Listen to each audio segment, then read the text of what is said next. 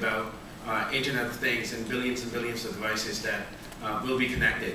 So today we're trying to play catch up to the Heartbleed bug, the target security breach, or something that was known as the ice dagger that attacked Office 365.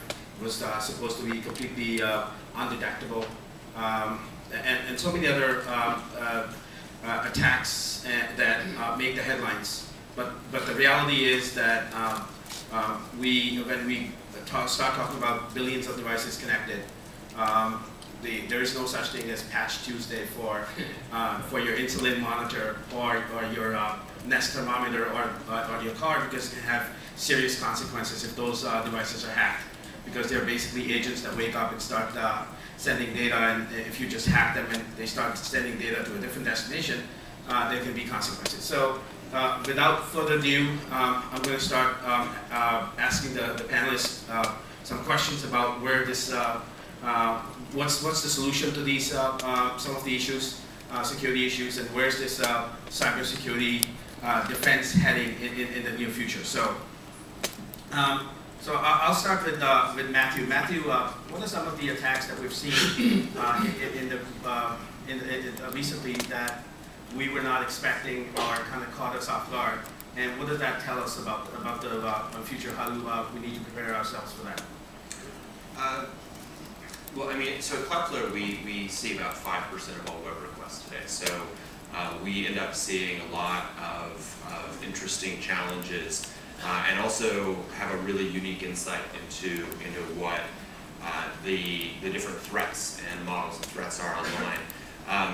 This morning, for example, I was communicating with some of our customers in Hong Kong who are scheduled to vote in Hong Kong in the next 12 hours to decide whether universal suffrage is going to be extended to Hong Kong. There are a lot of different organizations that find this vote very troubling, and so they have started launching fairly large attacks against that. And I think the challenge that we see is that there's a brittleness to the internet, which is very difficult to solve if you're any one individual organization. And so that brittleness is starting to show up, where we have built the internet on a lot of standard technologies, and so when a vulnerability like Heartbleed comes out, that ends up having these just very widespread effects. We've put a lot of trust in the network, and that the actors on that network will be good, but then when attacks come, they can literally saturate the fastest core internet routers today. And so, when we think about the challenges of the internet and the security threats that are coming, what we're trying to figure out is how do we start to fix some of that brittleness? How do we add some flexibility and some elasticity to the network in order to allow us to fix problems as they come up, or allow us to mitigate the challenges that our users and our customers see, if they're being attacked by a nation state or some 15-year-old kid in Long Beach. Excellent. So, but then when I was brainstorming this topic with you, you mentioned that there were 4 different initiatives that you have to combat cyber threats in the future. So we'll get to those in just a minute. But is there such a thing as an unhackable OS? So we wonder that too. So at a small level, I think I'll give you the surprising answer. I think maybe, right? So this started, the thing at DARPA is we start with fundamental questions, and we sort of question why is conventional wisdom conventional wisdom? So think about how crazy a computer is, right? It's the only expensive appliance today you do. You spend $3,000, they give you your Mac or your tablet or your PC, and it comes fundamentally broken. And we accept that. Just think how crazy that is, right? And when you think about it, you give them the money, you get the thing, what's the first thing they tell you to do with your computer? First thing, go home and patch it. Exactly right. And you think, but I haven't even taken it out of the box yet. And it's broken. And they say, oh, it's okay, don't worry, on Tuesday, we'll send you another patch. Oh, okay. And then is it fixed? No. And then you wait, and then you ask, well, will this thing ever be fixed? And the answer is no. And we think that's okay. And so at DARPA, we don't think that's okay. So we wondered, could you use formal methods and use a correct by construction, actually build a provably correct, secure operating system, at least secure against those properties that you specify. Now we're going to start small. We're going after RTOSes, so real-time operating system, maybe 45,000 lines of code. But that's everything in your car and your refrigerator and everything, so that you can actually provably show that this is correct. So, root with us. But yeah, if we don't have a fundamentally new security model, then I don't know how we're going to enjoy the Internet of Things. Right? That's just a fact. So we need to change it, because as you pointed out, Patch Tuesday for your car or your insulin pump doesn't make a whole lot of sense. And you mentioned real-time operating system. So right now it doesn't scale, but obviously we're not there yet. So can it really prevent attacks? Yeah, well, I mean, if it works, right? So look, if it works, then it comes. I like to replace trust with math. So yeah, if it works, then for sure, then it's provably that's true. But people always say, do you have a plan B? And I forget who it is. There's a great comic who said, no, because I number my plans. So always made me laugh. So there's a couple of different things. One thing that he was talking about, which I think is right, is so we do live in a monoculture. So one thought we have is we should build, why do we not make a fully heterogeneous system? So now, the first time you tell an IT guy, and I realize that's his crowd, you're like, great, I can't manage my network now, and DARPA thinks every computer should be different. Genius.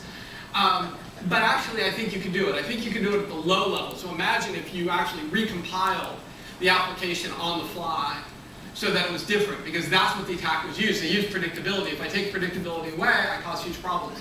Imagine if the attack that worked yesterday doesn't work tomorrow, because like our immune system, it moves over time. And then third, just real quick, because you were talking about adding flexibility. So here's, DARPA is a leap into the crazy, right? So come with us. We did the grand challenges where we said we drive a car through the desert. Here's the newest one. Biggest prize money we've ever offered, $9 million in prize money.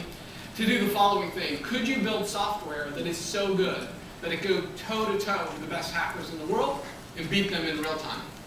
And before you completely flip out and go, you're insane, I will just caution you that they told us that when we went against chess masters, and then Kasparov went down and humans now play for second place. And then they said, oh, yes, but chess is a small game. Don't worry about that. How would it do on something big like trivia or Jeopardy? Just ask Ken Jennings. So we're going to do the same thing. So imagine people familiar with DEF CON and CTF, the biggest hacker tournament in the world. Our dream will be one day, maybe in a couple of years, to actually enter a computer into it and walk away. And my goal right now is, so we finish not last, we're heroes. Matthew, I'll come back to you. The hackers traditionally have attacked, they send out one virus or one Trojan, and it affects millions of thousands of computers.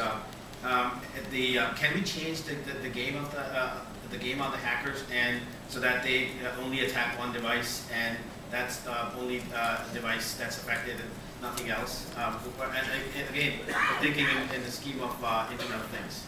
I think that I like the analogy of the immune system, and that's a way that we've often described ourselves, which is to say that if you could get the data from enough different organizations and see in real time what attackers were doing, and actually share that information across a whole bunch of different potential victims, then you can get smarter as a whole. And so when we think about how we're re-engineering the internet, and that's what we think we're doing at CloudFlare, what we're thinking about is, how do you essentially build an immune system into the internet, so that when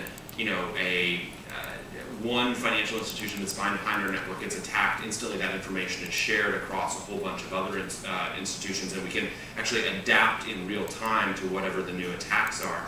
I think that ability, and then also this idea of actually changing the attack surface in real time, so that the attacker doesn't have a predictable target. I think that those are really effective strategies, the strategies that we use in order to protect our customers and our clients. I think the next question is, the answer isn't, although I love it to be, the answer isn't, everyone in the world should just adopt CloudFlare. What we need to do is then find ways that we can actually have additional immune systems and additional heterogeneous edges of the network.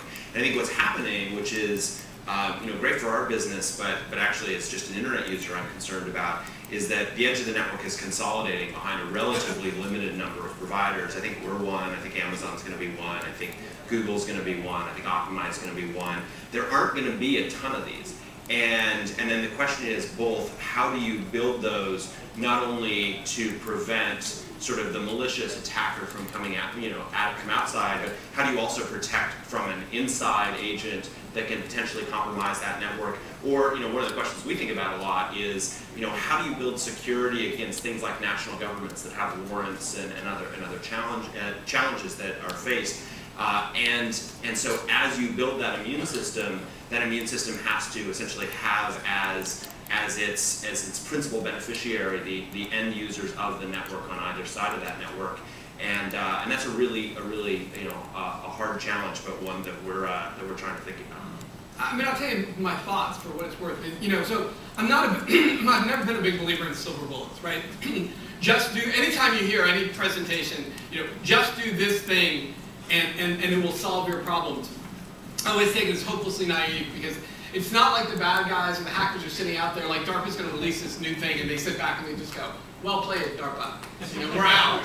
You spoiled us. But I think we can do a group of things, right? So, can we build some pieces of it? Can we make some hypervisors or whatever, some pieces that are provably correct? Can we add a large amount of heterogeneity in there? Can we build software that can go head-to-head with hackers? I'll tell you the fourth thing, and one of the cool things about DARPA is it's the only place I know where you can run the software office and own security and big data analytics and actually ask the following question. What if you're just doomed? Right? Think about this. If you're at any other company and you run the security group, that is not an acceptable path to go down for the question, right? I worked at Microsoft, I worked at DreamWorks, but DARPA is the place you can do that. So we said, all right, what does the world look like if I just assume that the hackers will win? Okay, they're either on my network, they're going to get in my network, they're going to be there. So what am I supposed to do? Right? It doesn't seem like a good plan for us to take $3 billion of taxpayer money, and then you call up and you say, hey, so what do we do? And we go, oh, you're SOL, sorry. Sort of not what you're paying for. So one thought we've moved into is this idea of fully homomorphic encryption. I don't know if people are familiar with this. If you're not, write it down, drop it at a party. It's really important. And it's great, because you can see why I'm so popular. And then if somebody asks, and they say, what is that? And then just roll your eyes and go, really? So it's actually pretty simple to understand. All right. This will be on the finals, so, All right. The way encryption works today is you take a piece of data, you encrypt it, you send it down the wire, then the person to some other machine to perform a function, it decrypts it performs a function on it, re-encrypts it, sends it back, right? Okay, that works, except as Matt points out, not if your system's already owned, not if there's somebody inside the system, right? It's obviously there. So this guy Gentry, a Stanford professor, now at IBM, had this amazing idea. He said, what if? Take a piece of data, you encrypt it. You send it down the wire, you never decrypt it, you still perform the function on it, and you send back the encrypted result. That sounds nuts. That's searching encrypted data and never decrypting it. But we've actually made progress. So the good news is you can do this. The bad news is when we started, it was 14 orders of magnitude too slow. So a fraction of a second to do an and, like some nanosecond, is 30 minutes. But we've knocked it down about 5 orders of magnitude. And so I think to your point of how you're going to protect this, so that would allow me a chance to say, well, yes, I've tried to build you as secure a system as I can, but if the bad guys get in, there's nothing to take but encrypted data. Which isn't, again, it's not a panacea. All encryption is crackable except a one-time path. But if I can add time and expense to my equation, I can maybe lower the ROI, if you will, for the attacker so that they'll move into some other space. A thought. What's DEF CON CTS, and can software enter DEF CON CTS and win? Yeah, so this is so fun. So if people don't know, DEF CON is the big hacker conference of the year. CTF is Capture the Flag. It's where thousands and thousands of the best hackers in the world compete to get into it, and then the finals are the top 10 teams. And so we're going to do a preliminary event this summer in 2015. And seriously, any of you in the audience, literally anybody can enter. but it's just a computer, so we'll see how good you are. And we're going to take the top, whatever, 7, 8, something like that, and bring them out to DEF CON in June of 16. We may just do an all-computer tournament, that's the initial thought, but we've talked to Jeff Moss, who's the organizer of DEF CON. He's so excited about this, he said if we can really do it, he would consider us wheeling our machine in, which you just got to get the visuals, right? All these hackers sitting there sweating and everything, and I just want our guy to put in a computer, open up a beer, and go, yeah, we're in. And if we finish not last, I'm doing a victory lap. So final question for Matthew. Matthew, where does this fight for to prevent cyber attacks or the security of the future, where is it taking us, and what does the future look like? Well, and then come to DARPA and build it. DARPA and build, yeah.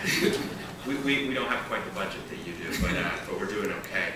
I think that we're going through this just macro trend shift across the entire industry, where we're shifting from CapEx, software, hardware to OpEx, services, cloud. And so when I think about security, and something like homomorphic encryption is a real response to that, where you can't call up Salesforce and say, I've got this FireEye box and our policy says that we have to implement it, so can you please stick it in your data center somewhere?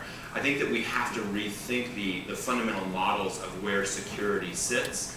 And so, when we think about it, we think about, when a world becomes somewhere where there are very few places that you actually store your data. It's Amazon, maybe someone else, hopefully, and that you then have thousands and thousands of these application providers that are sitting on top of it. And then you have a relatively limited number of edge providers. I think the fascinating question in security is, where do you put security in a world that looks like that? Where does it sit in the network? And then how can you get the best benefits from that over time? And I think that's going to be what occupies the sort of discussion in security over the next 10 years. That's exactly right. Thank you very much. I know we're out of time, and thank you for your attendance, and thank you for making time for yourself. No problem.